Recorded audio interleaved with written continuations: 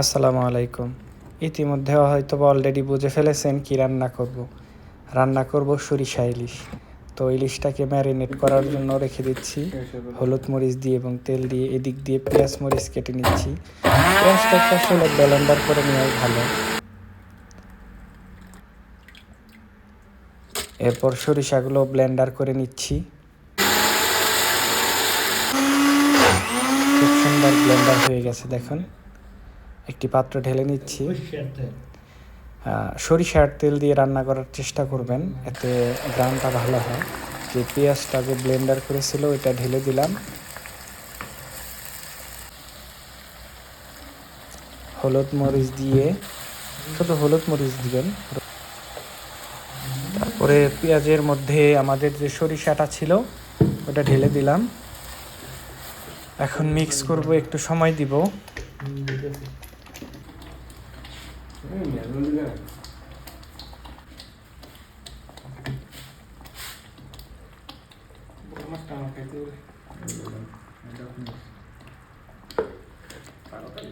অনেকটা সময় হয়ে গেছে, এই কারণে ইলিশগুলো দিয়ে দিচ্ছি। যে ম্যারিনেট করা যে ইলিশটা ছিল।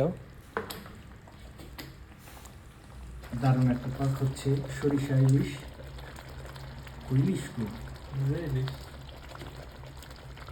দেখেন আমাদের সরিষা ইলিশ, শুধু আধা কেজি সরিষা দেওয়ার কথা ছিল কিন্তু দিতে পারিনি। 100 গ্রাম দিয়েছি। ভাবছিলাম 6 মাস খামো, মানে 1 কেজি সরিষা দেয়।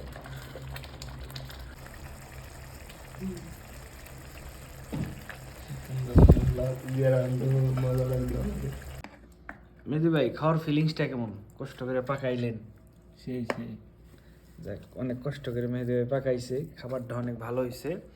ধন্যবাদ সবাইকে।